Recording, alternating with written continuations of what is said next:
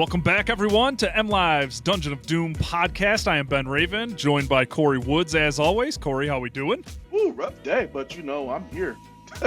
Yeah, Kory's fighting through some car problems today. We're doing this two different locations. It's always something for MLive's Lions beat, but we're fighting through and making it work.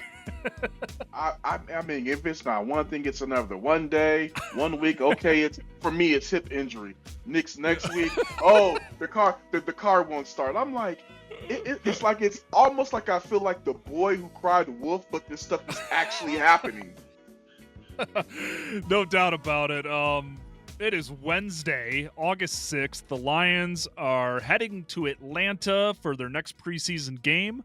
I will be there. You'll be holding down the fort at home. I will be one of few making the trip for this game. So everyone, thoughts and prayers for the elevators in Atlanta. Enough on that. But we're going to discuss what we're looking forward to the preseason game, some injury updates. Yeah, we just kind of wanted to focus on what's next because this next preseason game is technically preseason game number 1. Let's not even get into that. I know the Lions just had the preseason opener last week, but that's the way she rolls when you get a primetime July game. And I'll just say the Monday night practice 2 nights ago, dude, that was a physical, intense, great back and forth action for the offense and defense. And I know it's early in training camp, but like the defense, man, the defense has run the show, has it not? I mean, Kelvin Shepherd has had these guys really out there moving. I mean, we've been talking about the past couple of weeks. Hutchinson and Davenport have looked great. One guy that I've been really high on, and I even talked to Sean Dion Hamilton about today, was just Zach Cunningham. I think he's going to be. I don't know whether you can say he's a lock to make this roster, but he's putting together a really good camp. DJ Reed has just been looking to me pretty darn good. So for people that were concerned about this defense taking a drop off with Kelvin Shepherd, granted we have not seen the full product out there yet, but when you're looking at it in camp, they're not lacking any intensity, any physicality, any attention to detail. They're on top of it.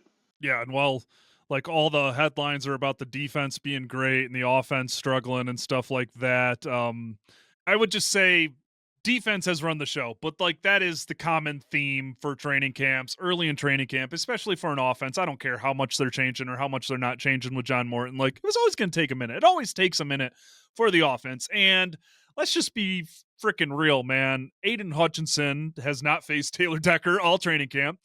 Dan Skipper's out with an ankle injury. Hutchinson was cooking him every chance he had. Jamarco Jones went down very early into his first stints with the first team offensive line at left tackle the other night. So the last 2 nights, it has been mostly Giovanni Manu at left tackle. And let's just say this.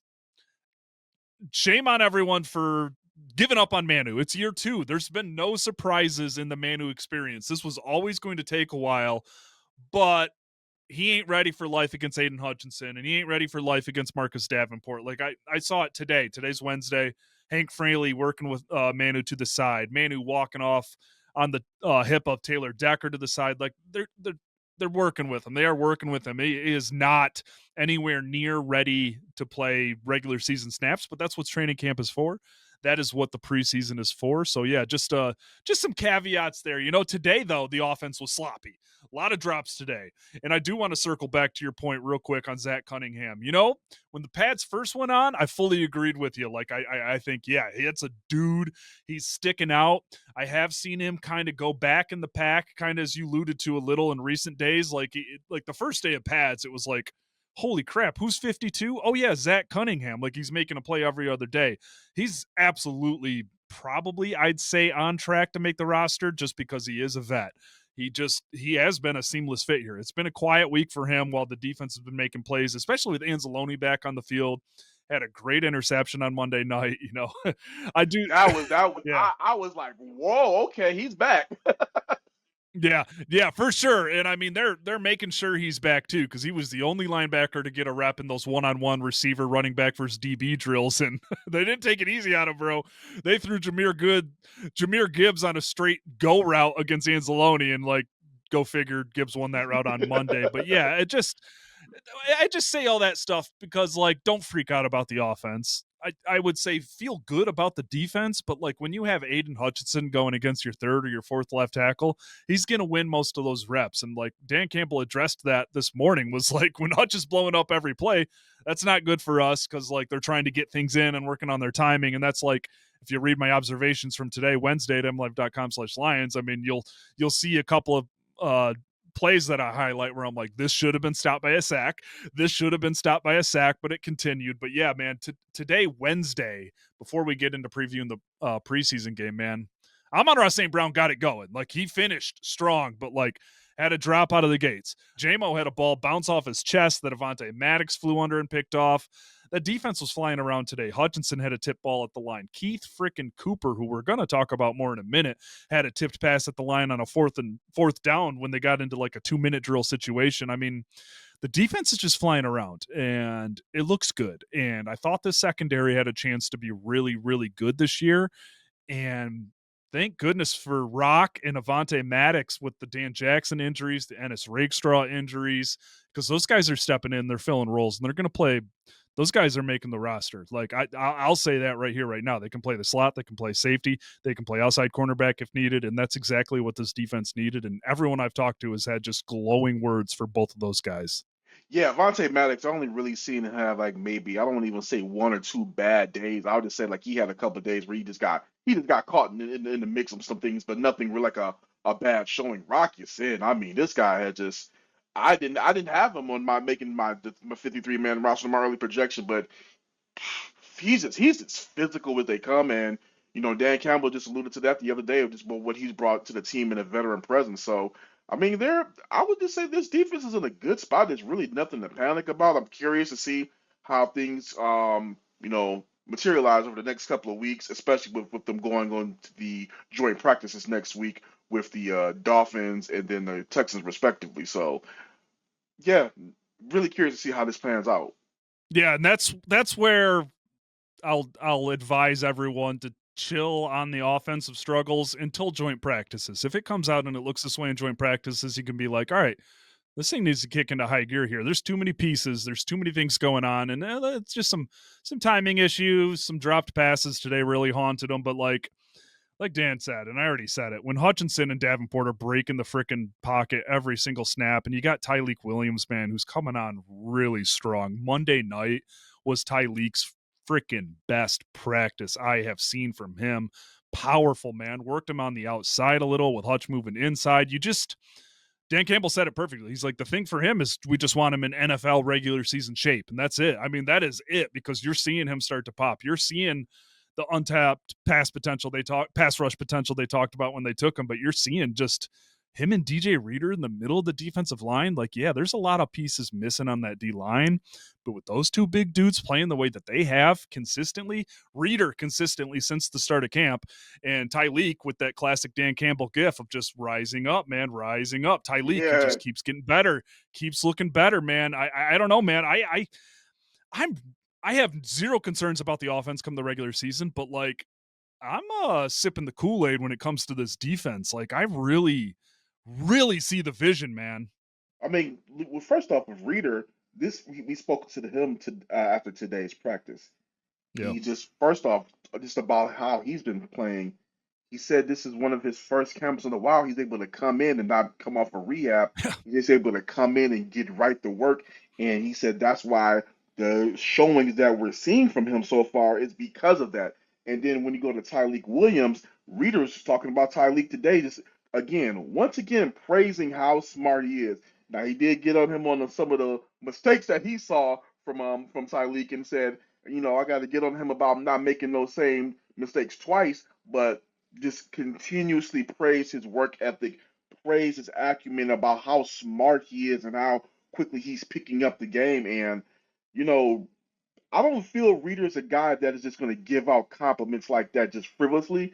So being able to see what he's been doing this week and then hear that from a savvy veteran, I mean, you can only really feel positive about about the potential of this defensive line. Also, with the fact they got Casey Riders leading this unit as well. Yeah, and absolutely. I mean, it's what, the 3rd or 4th defensive line coach we've had in 3 or 4 years that we've covered out here. Yeah. But man, the real dark horse of this whole thing, man, and I did not see it coming, at least immediately like this. But Ahmed Hassanin, man, it's in practice, it's in the preseason game. He is so active. He is such a high motor, man. Like there's a role for him, I think. Like if he continues to do what he's doing in camp, to continue to do what he's doing in training camp. I mean, everybody, it's player talk, it's coach speak, but he really you see him like begging guys, what did I do wrong here? What do I need to do here? Like asking for it, wanting it. Like that's what they want as a guy that's not going to make the same mistake twice, a guy that wants to get better, and a guy that plays with his freaking hair on fire, man. We both thought the edge depth was a concern going in. It's they could still use a little more, and I'll let you dish on what Brad Holmes said on 97.1 The Ticket today. Another classic Brad timing interview where I'm like, Kory, you got to go inside, bro. But Yeah, that's so. Yeah, I had to miss some of the action of today. And so I'm like, so when you're talking about what you saw today, I'm like, oh, okay, yeah, yeah, all right, cool. yeah, But yeah, but I didn't know if you want to continue before I'll go into yeah. you may go into Hutch now. Yeah. Talk about Zadarius and Hutch. Yeah. So Zadarius, today Brad Holmes was on 97.1 The Ticket, and he was just saying right now that they're still in conversation with Zadarius Smith. From peeling back what Brad was saying, it seems as if like Zadarius maybe didn't want to do a camp, even though he didn't say it. But I'll just read what he said verbatim.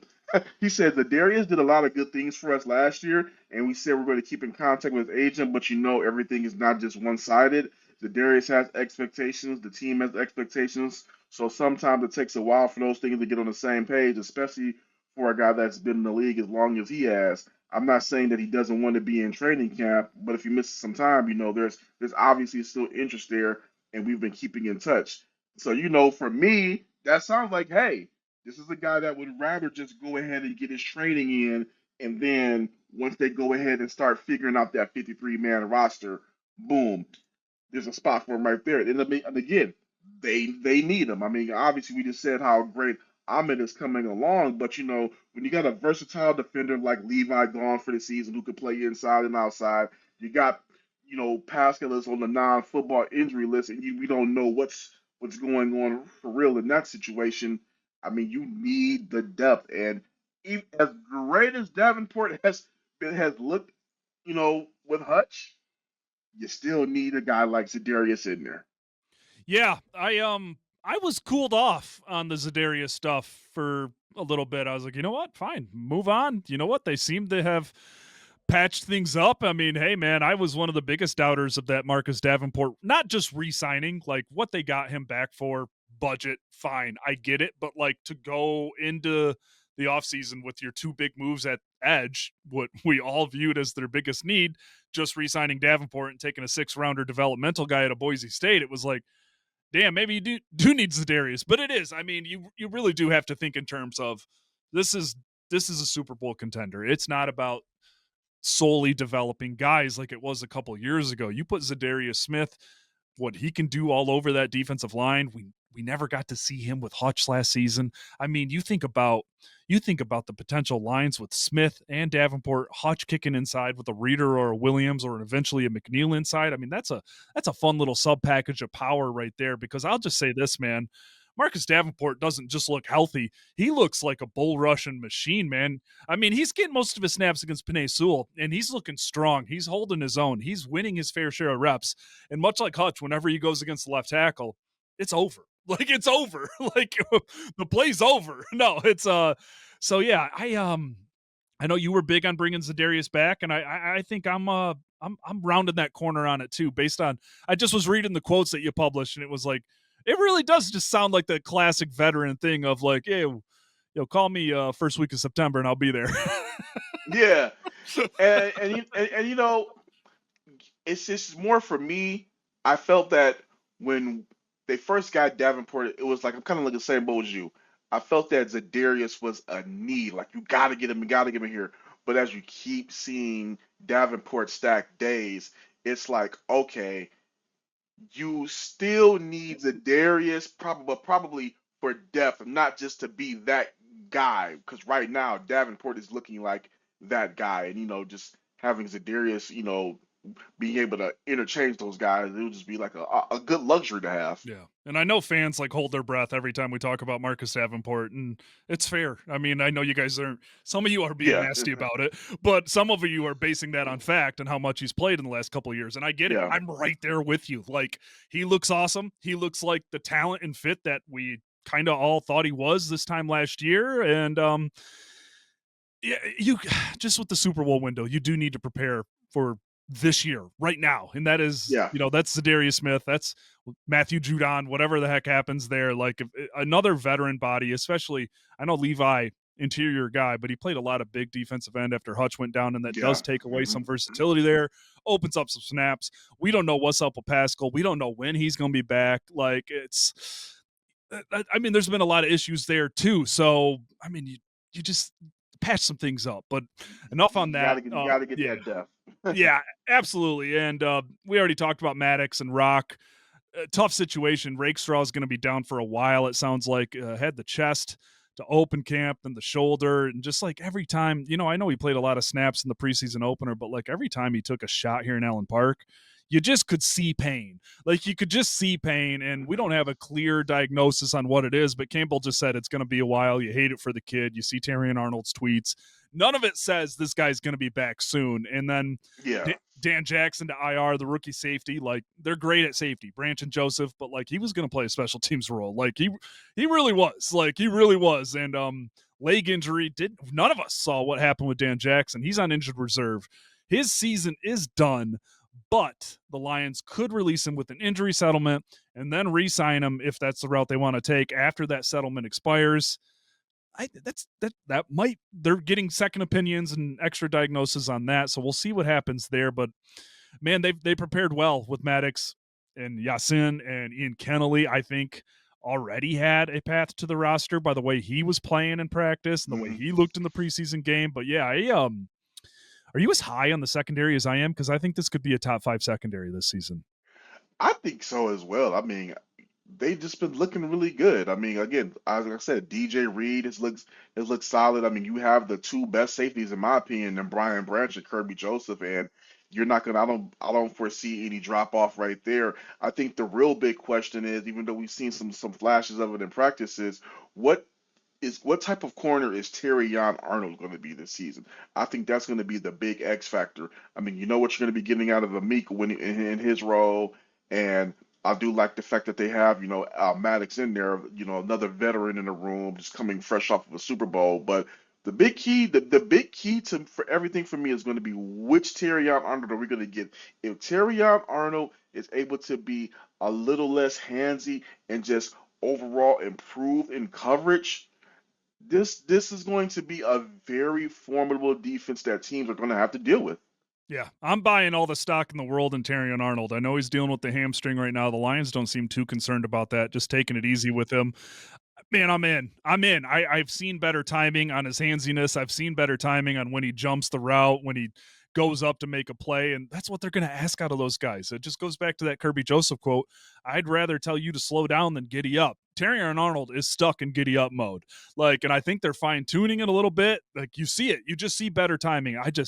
His length, his speed, his pure chops, man. I really am buying all the stock in year 2 of Terry Arnold because, like, the way he ended last season, cut down on the turnovers, played so many snaps, not just snaps, but snaps and man coverage. Like he's battle tested. I really and he, man, I think he's a star. I think he's a budding star, and the combination with DJ Reed is just it's really nice. But let's shift to the preseason game Friday night in Atlanta, and we're gonna start with the obvious one. Hendon Hooker under center to get the start. We didn't think that mattered, and then we saw how the offense was run last week in the second half, and it matters. It matters, man. Yeah, I do like the fact that Dan realized that said that he's going to go ahead and Hooker is going to get his opportunity and he's going to start that first half so they can go ahead and get a real evaluation on him because I felt that he just didn't really get a chance to throw the ball that much. I mean, 6 times that's not really enough, and for somebody that you have taken as high as you did Hooker, you have to just give him a fair shake. Obviously, things didn't go, you know, because of coming up the injury or whatnot with his first year. Last year, okay, they brought in Bridgewater at the last minute. Now, right now, this is the time for him to really solidify himself as that backup, and I'm curious to see what he's going to do with that first full half, and depending on whoever he has out there as receivers, and hopefully they be able to call a game that allows him to throw the ball because we've seen some flashes of him being really solid with his decision making in practice. And one thing that really stood out to me was he's not holding on to the ball too long as he used to before. He's either getting it out quicker, getting out the pocket, escaping the pocket, and getting breaking for a run, or just throwing it away. So here's to see what he does this week. I want to see him look like he did in the first 2 weeks of camp before that Hall of Fame game Yeah, because even since then, like today was not his best day. The other day on Monday night, like the kind of the habits I saw last year kind of creeped back a little, like holding the ball, thinking too much. You want to be thinking, but you don't want to be thinking too much because I'm telling you, man, yeah. they were running a one-on-one receiver versus defensive back drill on Monday night, and Hooker did something that I've never seen before. He tucked the ball and ran. Like nobody gives a crap if you throw an interception in a one-on-one drill. Throw it up. Let someone make a play, either the offense or the defense. I just hope that second half, because like you said, 6 passes, his 1 interception was ripped from Lovett's hands.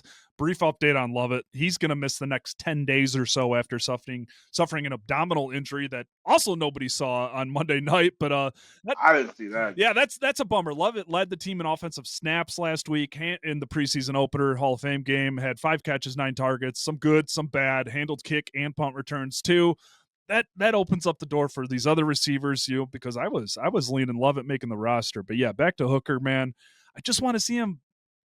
I just want to see the guy I saw that we were writing about through the first 2 weeks or so at camp, because like even though he didn't get like the full chance, and it kind of felt like the Lions were just trying to get out of Canton down multiple scores without any more injuries. Like it really did feel like that. But I did see the slow the slow overthinking a little bit. I mean, he got away with a near pick in that game, and it's the last 2 practices since that game that we've seen have kind of slid back into some old habits. So I really want to see Hendon Hooker take the opportunity, 0-0, run the offense, run whatever preseason offense they're going to throw out there. But I want to see the growth that I saw the first 2 weeks, because like I think fans were a little pissed off, like it was all flowers and sunshine, and then they saw the same exact thing that they saw last year. So we'll see what happens there.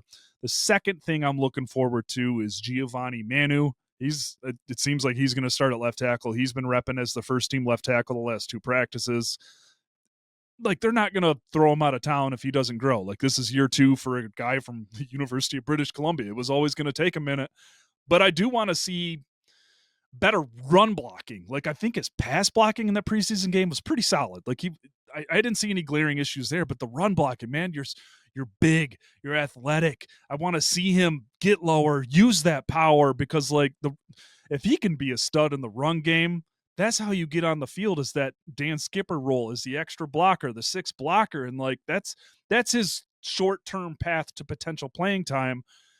And right now, I don't think he would get it. Like if Skipper's hurt at the beginning of the season, I think it would be Jamarco Jones. And if Jamarco Jones is hurt at the beginning of the season, I think they'd be looking elsewhere, because it's not there yet. And don't label him Broderick Martin territory, who was not at practice today, and that time might be running out, as we've continued to say. But like, don't give up on Manu yet. This was always going to take a minute.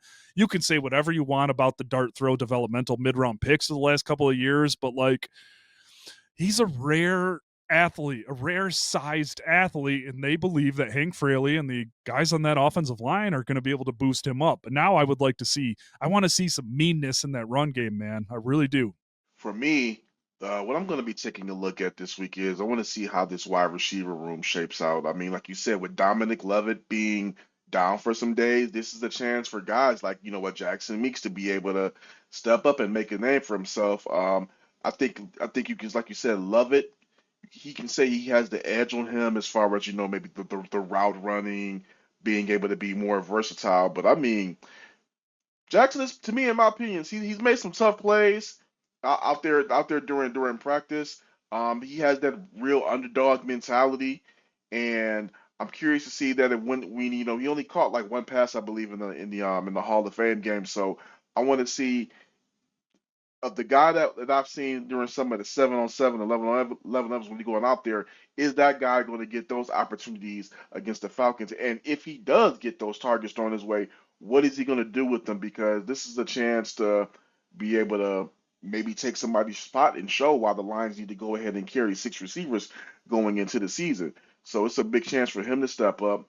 Um, as far as on the defensive side of things, just want to see who's gonna step up and make a name for themselves out of that on that linebacker unit. Um, been talking to Sean, like I said, talked to Sean Deion Hamilton today, and he just had a lot of great things to say about how the room is coming together, and I want to see how he's going to put his imprint on this group because now it's his. That was Kelvin Shepard's baby, so I want to see how he's going to continue to improve his put his imprint on those guys this week. Yeah, and on the note of linebackers, I want to see more from Trevor Nowaski because I think he's got a chance to be that backup Sam linebacker like he stepped into last year. I mean, he's a guy that the Lions wanted back badly.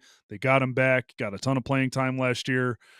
There's an opportunity there. Like that linebacker room is fascinating, man. Like I know everyone's focused on the Grant Stewart opening kickoff return fumble, bounced back and had a good return, and he is so active in practice. And that play he made in the backfield for the sack on Trey Lance last week was just that's why we talk about high effort, high motor. Dude gets flipped, somersaults, gets up, sacks the quarterback, doesn't even realize it's the quarterback.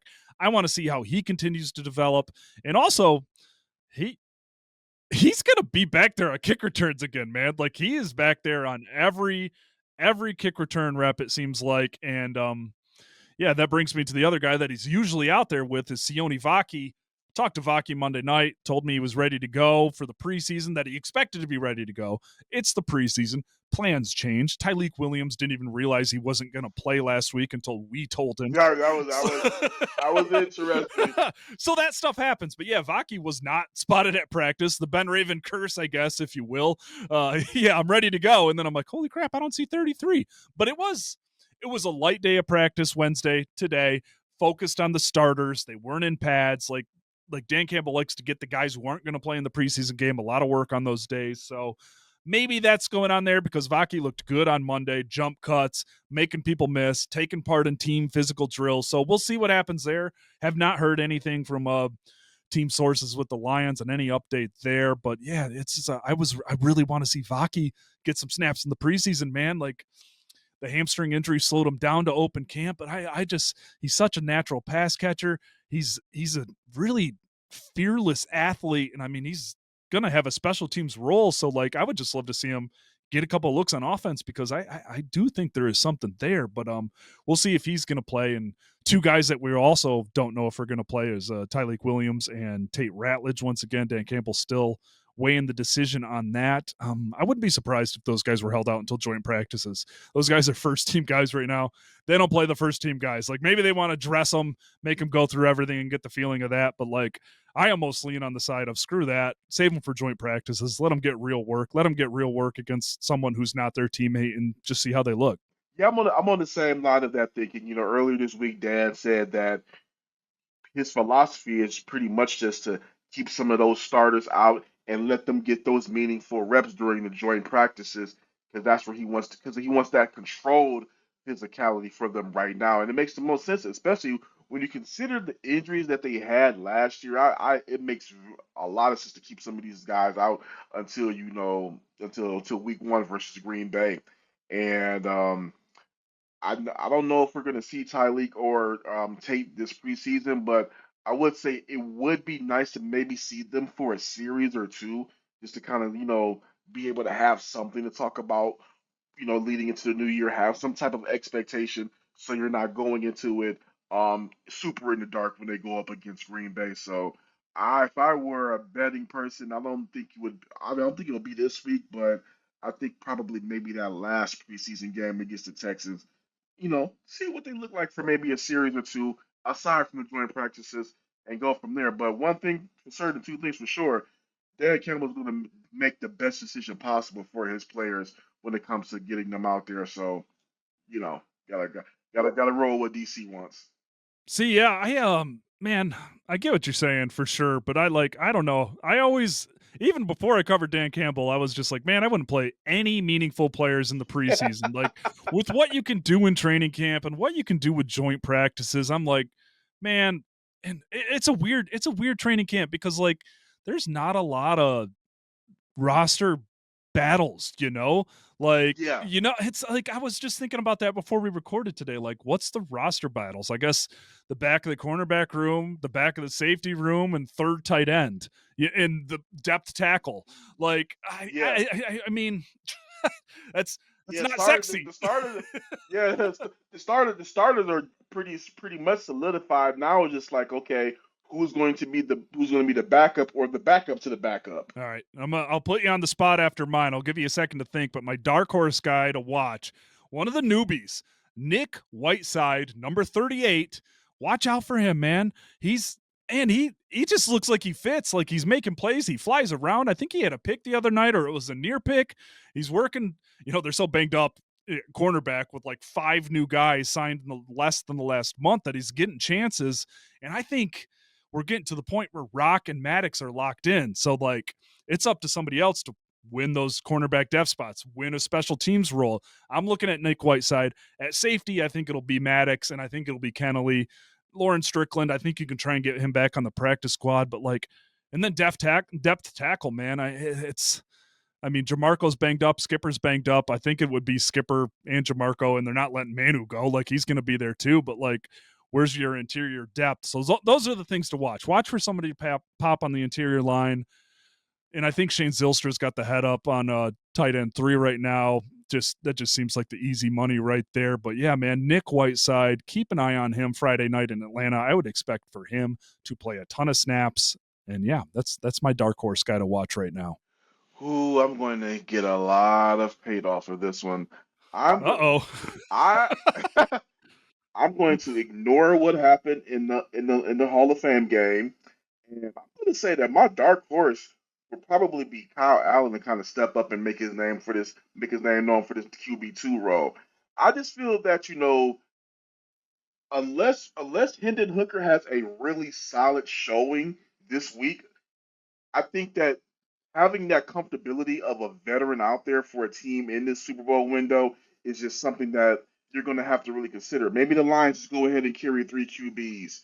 Who knows? I mean, it's not, but which will be, I won't say out of the normal, but it'll be just like but it's just that I felt that when I was watching him over the first couple of weeks in practice before that Hall of Fame game, I felt that he had a better command of the offense and was more poised with the things that they were doing. So with him just being around the league more and more seasoned in these moments, I'm curious to see if he's going to take shake off what happened in that Chargers game and then bounce back and have a solid second half to step up and maybe put extra pressure on Hendon Hooker for that role. I still think Henden Hooker might ultimately win it out, but I think that if Kyle Allen puts together some strong weeks, he can make things a tad bit interesting. I mean, at the end of the day, Lions can't go back to Bridgewater. That ship has sailed. So, I mean, That's I right. do think that they would want a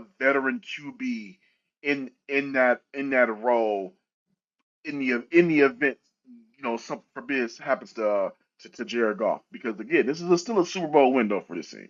Yeah, I'm gonna respectfully disagree. I think the route with Kyle Allen, and I'll agree with you. He was good in the first couple of weeks, much like Hooker was like, holy crap, they've got an actual competition. He's actually pushing him to get better.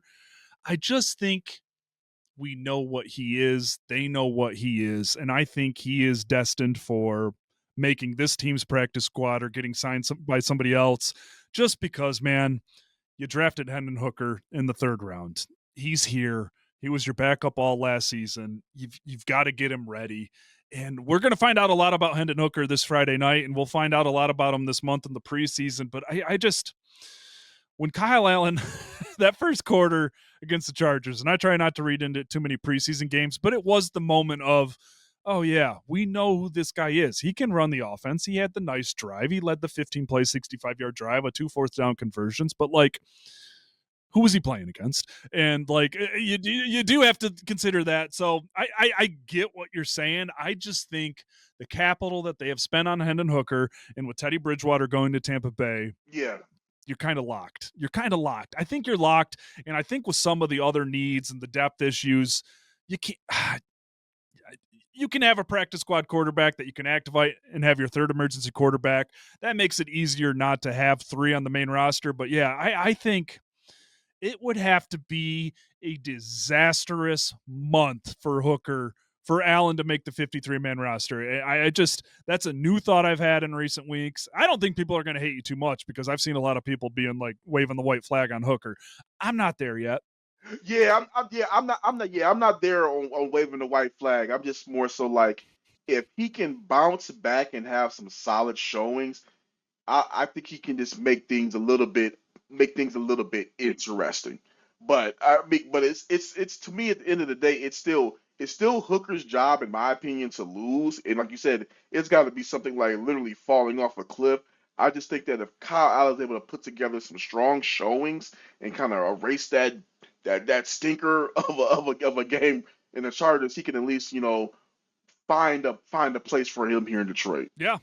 It's the preseason. It's backup quarterback talk. Another month until the regular season. But hey, I'm looking forward to the first trip via flight of the season. Always nice to check out. It will be my first time at the Atlanta Stadium. Very excited for that. And I'm just excited for joint practices to get here. I really am, because that's when you really learn. You really learn about the first team offense. You really learn about the first team defense. You really get to see some new shades of the offense and the defense. And that's where we're really going to learn a lot. But yeah, I'll just end it with this. I think it is Hooker's job to lose. And I didn't love the pick when it happened. I didn't love the move up in the order to make it happen just because Jared Goff has cemented himself. But like, he's here. You've invested in him. You've invested this time in him. You got to roll with it. You got to roll with it. You got to get him right. He has shown flashes. He's regressed a little bit just in the last week. He's going to get a chance. I think if it looks the way it did last week after this week, when he gets real game situations, when he's not down multiple scores, when they're probably not just trying to get the hell out of Ohio healthy and in one piece, you'll get a good read on him. And it's not. I'm going to be honest. I'm a little surprised Teddy Bridgewater didn't sign here yesterday. Yeah, that. I will say that was pretty shocking. I mean, I'm like, oh, okay, he went to Tampa. He's staying close to home. All right. I mean, but again, who knows? Maybe that is. Well, actually, let me ask you this: do you think that Bridgewater signing with Tampa could also be a sign of the Lions' maybe faith that Hooker could get this done? Yeah, because I'll give you a mild yes on that one, because I will guarantee you that Teddy and Dan talked, or Yeah. Teddy had conversations with the Lions about something. I will say that. Like, that's not sourced, that's not from information, but that's just like how tight Dan and Teddy are. The fact that he said that they still talk often and stuff like that, like, maybe that was them saying, "Hey, we're going to roll with the kid here as QB2 this year. Maybe we'll see you in December again." So, yeah, it is curious, but yeah, it's Hendon Hooker is the one to watch this Friday night. Going to get a chance to start. Going to get a chance to open a game 0-0.